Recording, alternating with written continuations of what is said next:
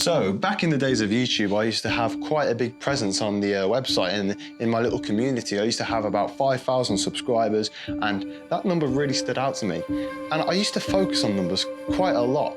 But little did I know that focusing on these numbers and not setting aside the real aspects of what makes a good YouTuber would cost me a collaboration with Mr. Beast. You know, a collaboration isn't really anything much of a big deal anyway. It's not like I go on Twitter and look at this tweet from a couple of years ago and look at it every single day and just wonder of the amazing things that could have been. You know, it's not like I, go on his channel every single day and just think, oh, look at the amazing things that I could have done because of this collaboration that could have happened. No, I don't just look at that and just think of them 35 million subs.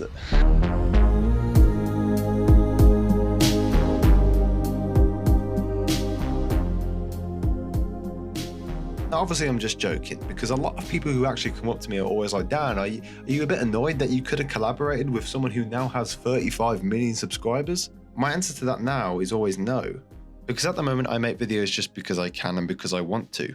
But 4 years ago, it was a bit of a different story.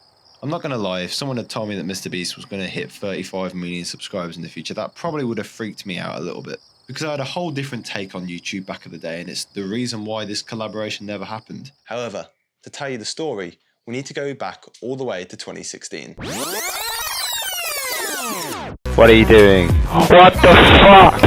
Oh, Dad, what are you doing? Do not delete your old YouTube videos. No matter how cringy or bad or good they might have been, you definitely will want to look back at them. Just private them or unlist them, just do not delete them, because you do not want to put yourself into the position I am in. Because last night I searched everywhere, old laptops, I searched the YouTube algorithm for anyone who had ever mentioned my name or put a video in a description or anything, just to find this evidence that I need to do this video. Because obviously you can't just put, I turned down a Mr. Beast collaboration and not show any evidence. I'd be stupid. So like I said, I searched through every single bit of media I could get my hands on, and luckily, I found a hard drive with 5 or 6 old videos on, which contain the exact one video Mr. Beast was supposed to be in. These videos are all in 360p, and I know that's gonna be a pain to scale them up to 4K, but like, it's the only resolution I've got of these videos. It's either these or nothing, okay? So we're just gonna have to deal with what we've got. So all the way back in 2016, this channel was known under a little bit of a different name to what it is now. And a lot of you know the name now is just Dan Moss, that's just my name, and that's what I want to go under by. But back in 2016, it was Volox. So the Volox name was absolutely a massive hit, obviously, because we've got videos such as reacting to how to be Volox. As you can tell by this video, I'm doing how to be Volox. What else have we got here? We've got, oh, look at this, harassing YouTubers. Kind of see why I deleted the videos now. But the video that we're actually looking for is I Got Roasted diss track. I know, my 15-year-old self made a diss track, okay? Diss tracks were just kicking off at the time. I wanted some views. So in this video, I was replying to someone who had actually made a diss track on me. I mean, yeah, I know, someone made a diss track on me. You know, you're at peak level of YouTube fame when people are actually making diss tracks on you. Not that it was any good. At the start, I was going to bring up some bigger YouTubers. At the time, the biggest YouTubers that I knew were these guys called Stephen Van, Casual Savage, and Mr. Beast. Now, they all had a lot of subscribers at the time, way more than me. I told them I'd like their videos, they'd like tweets, and we'd exchange a few DMs here and there. It was sort of stuff like that. But the idea of the video was I was going to call them up and I was going to be like, hey, will you be in a video with me? And they'd be like, oh, no, you're a bad YouTuber. Ha ha. So get it? The joke is big YouTuber call small YouTuber bad. Yeah, I can see why I deleted these videos. Out of focus, love that. Who is he? Okay. Hello? Oh, hey Volox. So, I was just wondering, What are you doing? A collab or something? What's this? I'm sort of running out of, video What ideas. the I fuck? only collaborate with people who have good videos. Good video. Shut up, Dad. What are you doing? Good What is videos. this? Good Stop it. videos. It's okay? Oh, can you even speak? Speak normal. Who's this? Yo, Stephen. Hey. Oh no, Stephen had respect. Why did you involve Stephen in? What the fuck? So I got to work, I went on Twitter, I was like, hey, can you guys maybe appear in one of my videos? And they all said yes. And then I messaged Mr. Beast. We'd liked each other's tweets and we'd exchanged a few messages, so I thought, you know what, I can ask him to be on my video. So like I said, in 2018, I was deleting loads of stuff, and I actually ran a program to go and delete loads of tweets that I'd made. Now, thank God, it did not delete this tweet. So the tweet goes, at Mr. Beast, wait, do you want to appear in like a 7-second skit? Plenty of bleach will be rewarded if you do. We was all young at some point, we all made bleach jokes, it happens, okay?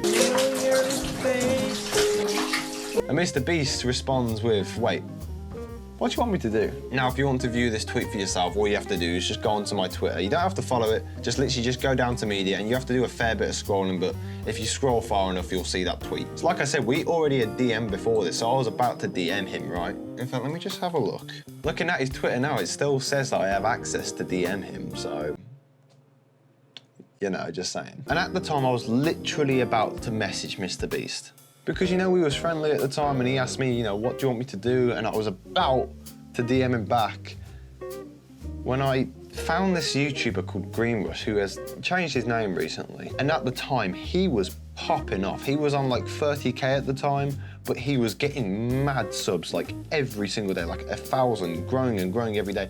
You might have seen one of his old videos. It's like, you know, worst setup ever, blah, blah, blah. You know, you might have got recommended that video. It's got a couple of million views, but he actually wanted to collab with me, and I saw his growth. And Mr. Beast, now he had less subscribers than Mr. Beast at the time. He had about 30,000, but he was growing really, really quick because this video was taking off. And he actually wanted to do a collab with me, and you can actually still find that video if you look hard enough. Don't, it's bad. But because of this presented opportunity, I completely blanked Mr. Beast. Just didn't respond to him, didn't send him any DMs after that. I completely blame myself for just being like so obsessed with numbers. And it's obvious that I just let opportunities like this just take complete control of me. And it's serious. It might have cost me a collaboration. You know, at the time I was kind of thinking, you know, why actually should I have a video of all these big YouTubers in when I can actually have a collaboration with an entire YouTuber who promotes my entire channel? And yeah, I gained about 1,000 subscribers from that, but the fact is I completely just blanked Mr. Beast. And you know, it's taught me a massive lesson. Shortly after I actually made this collab, Mr. Beast would take off completely and start doing all the crazy stuff that he does. When my younger self actually looked at this situation and realised what was happening, I must admit, I did change a little bit. I started to make YouTube videos just for the fun of it, and I started to take a lot of, you know, smaller YouTubers under my wing, which would, you know, eventually overtake me. Ever since I stopped caring about views and anything like that, I've actually become friends with a lot of bigger YouTubers than myself, just because of the fact that I put more work into my content and I put more time and effort into it. It just goes to show you that it doesn't really matter how big your sub count is, you can still have a really great friendship with someone. You know, Frenchie has 200K, but I have only 10. You know, it doesn't matter, we're still best friends, we still talk every single day, and we've never let that sub count come between us. So overall, I know this was a missed opportunity, but it's actually changed me for the better. And thinking about it now, I don't even really mind where this collaboration could have took me. Because if it did happen and it went a lot further and I still stayed the same person who I was in that time, like still caring about numbers and sub counts and everything like that, I would have wanted it to happen. Because at this point in time, you know, I've got great friends, I've got a business that I'm running really well, and I actually enjoy making YouTube videos now just because I'm not doing them for a subscriber count. And overall, this experience has just made me a better person. So if you actually do want to take anything away from this video, just take the fact that subscriber count does not matter at all. Don't keep your head focused on numbers because it might just cost you a collaboration with Mr. Beast. Also, don't delete YouTube videos, just private them because you will regret it in the future. Here's a few people that I've met and talked to since I stopped caring about my subscriber count. We've got James Daniels, who's doing absolutely bits now. Obviously, we've got Kevin all the way up on 200K. We got this photo of me and Morgs, who actually hated me at the time because I called him out and he didn't know what I looked like, so I saw him in real life. I was like, yo, can I take a picture of your Morgs? And he went, yeah. And oh God, Morgs, man. There's plenty of other great people who I met who are doing absolutely great now, and you know, good to them. I wonder if it would be too much to ask for a like on this video or maybe a little comment. I don't know, whatever you guys want. It would be appreciated if you could, but it's whatever you guys' choice. It's fine, just do whatever you want. Maybe even subscribe. We've hit 10K now, which is a lovely achievement to hit. We'll probably go below it because that's YouTube nowadays, but who cares? Who cares nowadays? Thank you to Mr. Beast back in the day who actually, you know, was gonna be in my video, and I'm sorry I blanked you, man. so sorry. But yeah, I'm gonna end the video now. Thank you very much for watching, and I'll hopefully see you again in another video if you choose to watch it. So yeah, see you guys later and shit.